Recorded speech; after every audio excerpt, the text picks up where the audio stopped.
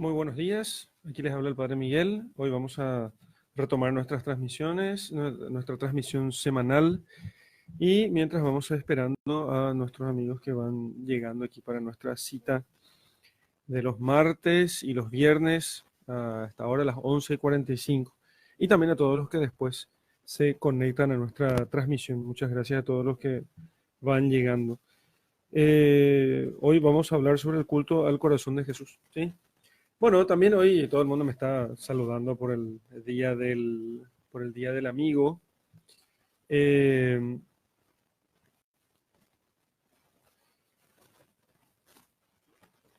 entonces, vamos, hoy es el día del amigo. Bueno, felicidades. No, yo generalmente no le doy mucha importancia a los días del calendario civil, salvo muy pocos, y entre ellos no está el día de la amistad. No porque no considere la amistad, ¿eh?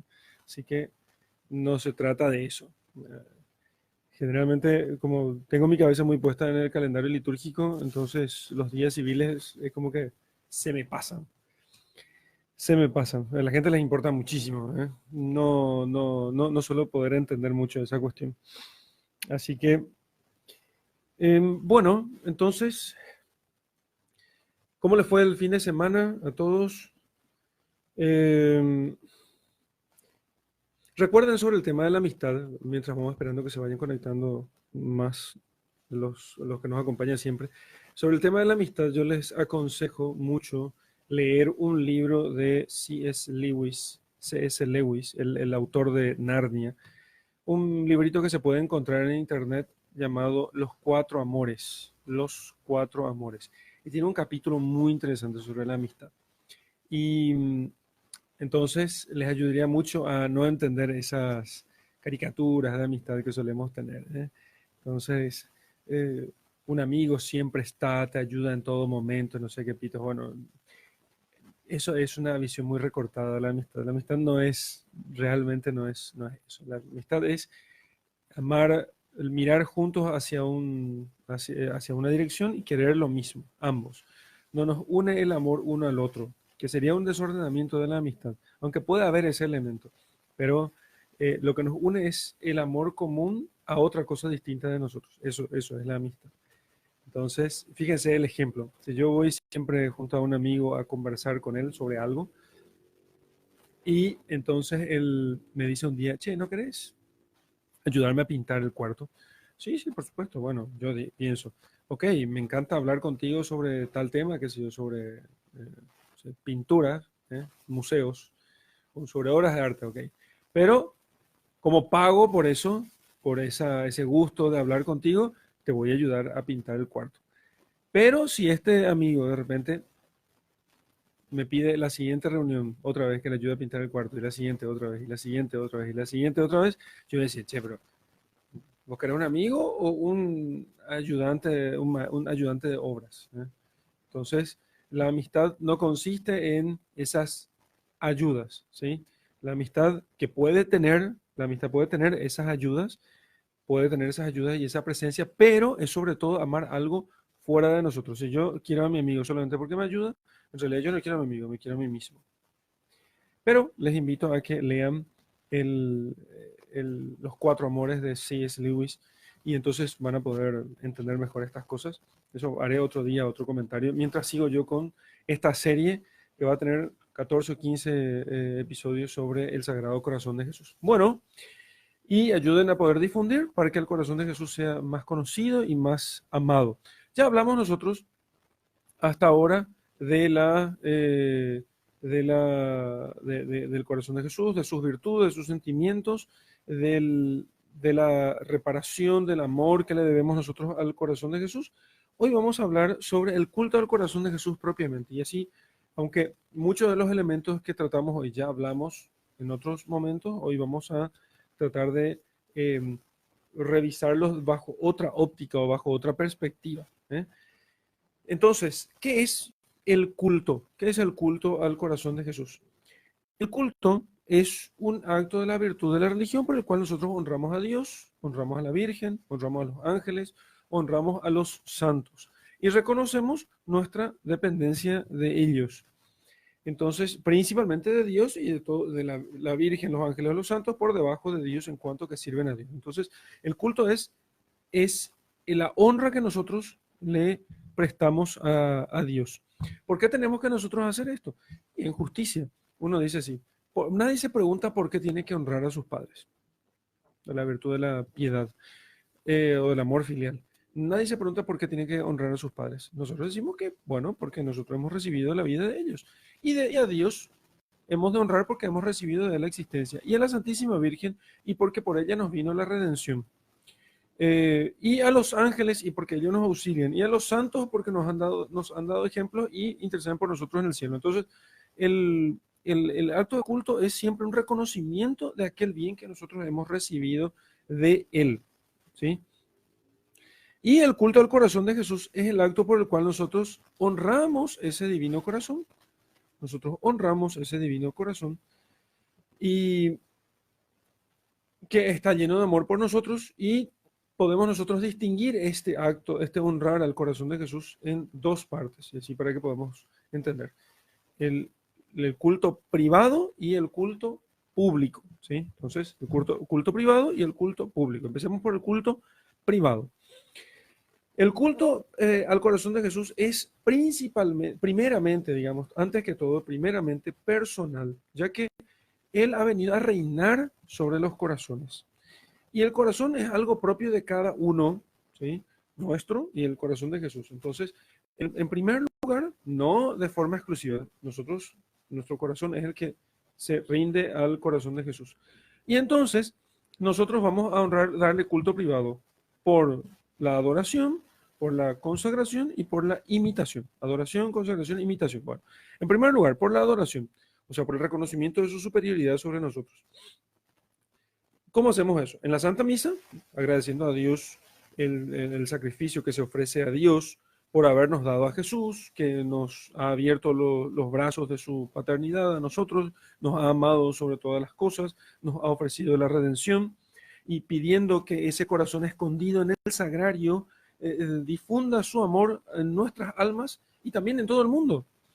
Y ofreciéndole por ese acto de adoración nuestro corazón en reparación de las injurias que sufre en el sagrario, que en el altar del sacrificio de su amor, tratando de amarle a nosotros por aquellos que no lo aman. Eso en la Santa Misa.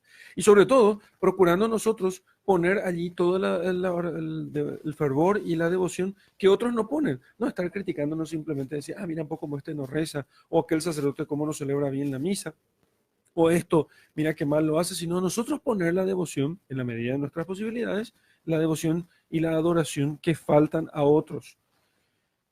Esta adoración también se va a manifestar en la comunión, ¿sí? Para recibir ese torrente de gracias que nuestra alma necesita, entonces viene en nuestro auxilio su carne y su sangre, que son para nosotros verdadera comida y verdadera bebida.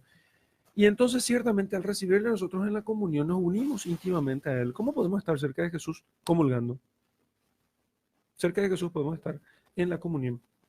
Y no menos importante, y complemento de todo esto, de la visita de la misa y de la comunión, es la visita al Santísimo Sacramento, la visita a su tabernáculo. ¿Cuántas veces solemos ir nosotros a visitar a Jesús en el sagrario? Pasamos delante de la iglesia, bastaría un solo instante, nunca voy a olvidar la imagen de un feligrés de nuestra parroquia, que uno de esos días no se había abierto el templo, qué sé yo, se olvidaron, porque el templo ya está siempre abierto desde las 5 de la mañana hasta las 10, y entonces él llegó y el templo estaba cerrado, se arrodilló delante de la ventana en dirección al sagrario y se puso a hacer sus oraciones allí.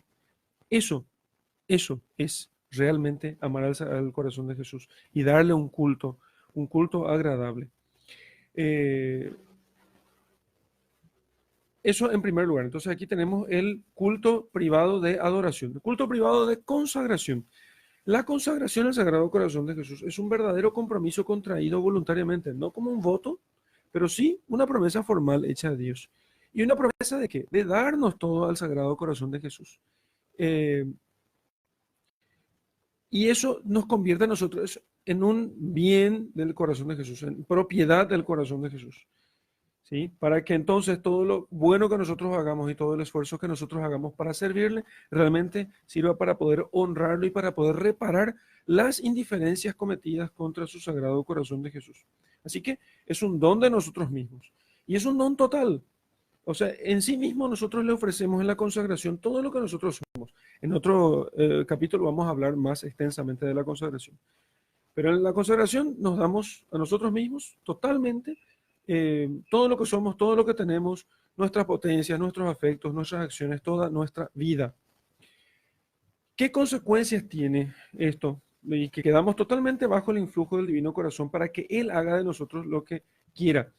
Esta entrega es la clave para consumar nuestra santificación, ya que nunca Él se deja ganar en generosidad. Si nosotros nos ofrecemos completamente al corazón de Jesús, si nosotros vivimos por Él y por su amor para poder amarlo más y hacerlo amar más, entonces realmente Él va a ser mucho más generoso todavía con nosotros, con, ofreciéndonos todas las gracias que necesitamos para nuestra santificación. Finalmente, vamos a hablar después de la consagración más extensamente. El culto privado de imitación. No se trata solamente de adorarlo y de entregarnos por completo a él, sino también de imitarlo. Y de hecho eso es consecuencia de todo esto, porque nosotros queremos ser como aquel a quien nosotros rendimos honor. ¿Sí? Es su voluntad que le imitemos. El amor lleva a identificarnos con la persona amada. Yo os he dado mi ejemplo, dice el Señor. Y dice San Pablo en su carta a los romanos, a los que antes conoció, a esos los predestinó a ser conformes con la imagen de su Hijo, para que sean iguales a su Hijo. Debemos nosotros imitar esos sentimientos de Jesucristo, o sea, que nuestro corazón esté completamente volteada, nuestra mente esté volteada a Dios. Y de tal modo que nosotros vayamos doblegando nuestra psicología hasta amar lo que ama Jesucristo. Amar la gracia, amar los pobres, amar la virtud, amar la santidad, amar al Padre sobre todas las cosas y detestar, llegar a detestar lo que Él detesta. Detestar el pecado, detestar la tibieza para con Dios, detestar la indiferencia y imitar, por supuesto, sus virtudes, todo el amor que Él tenía a Dios Padre, la conformidad con su voluntad, el espíritu de oración, la dulzura con los hombres, la humildad de su encarnación, todo esto, entonces en el culto privado. Vemos nosotros cómo el culto al Sagrado Corazón es elevadísimo y puede llevarnos realmente a una gran santidad. Ahora veamos sobre el culto público. El culto público. El culto público podemos distinguir nosotros en tres partes, digamos así, en tres modos. El culto de la familia, el culto de la sociedad y el culto de la dedicación de los viernes. En el culto de la familia,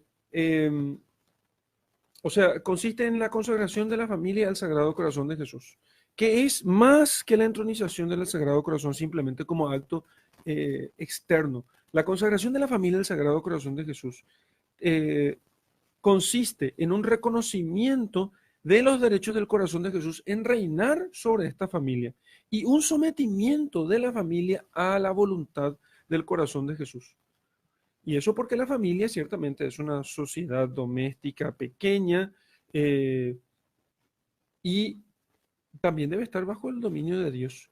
Y el dominio de Dios hecho hombre, que es el corazón de Jesús. La familia ciertamente es obra de Dios, pero no está en general sometida a los designios de Dios. Y por eso anda como anda. Entonces, si las familias comienzan a consagrarse al corazón de Jesús, realmente aquello puede, por su ejemplo y por la fuerza de las gracias alcanzadas del cielo, puede realmente lograr que las familias que se dé una una más profunda transformación en todo el tejido de las familias y de la sociedad. El corazón de Jesús tiene realmente soberanía sobre las familias y hay que aceptarla, no solo como un derecho de Él sobre nosotros, sino como un acto de nuestro amor hacia Él. Él tiene derecho a dominar sobre nosotros y sobre nuestras familias, pero nosotros también hemos de someternos libre y voluntariamente a Él. Y como fruto del agradecimiento, sobre todo, a todo lo que Él ha hecho por nosotros. El fin de esta consagración es la regeneración de las familias. Una familia que se consagra al corazón de Jesús realmente puede llegar a ser regenerada. Regenerada por la gracia, regenerada por el ejemplo, regenerada por esa unión más íntima al Sagrado Corazón de Jesús. La familia hecha en función de la gloria de Dios y de la salvación eterna. Eso cambia cualquier familia. Eh, ¿Qué consecuencias hay? Ante todo el cumplimiento de los mandamientos. Y allí está la felicidad y la salvación de la familia. Si me amáis, guardaréis mis mandamientos, dice el Señor. Eh, entonces, la práctica de esta devoción en la familia realmente lo que va a hacer es dificultar cada vez más una vida de vicio y de inmoralidad. ¿Por qué? Porque estamos sometidos bajo el dominio de Jesucristo. Entonces, además, va a intensificar el cumplimiento de las obligaciones familiares, la atención de los padres a los hijos, el trabajo diario, los hijos que piden pan, educación y una vida íntegra que puedan imitar en los padres. Pero, si queremos llegar a las últimas consecuencias, es preciso hacer florecer en la familia la piedad intensa que supere la simple obligación del propio Estado.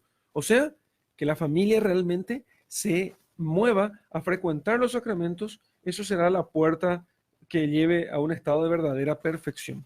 Una familia que ya no viva por su subsistencia meramente humana o material, sino que una familia que viva para la vida eterna. Eso es una familia consagrada al corazón de Jesús. Una familia que viva para la vida eterna.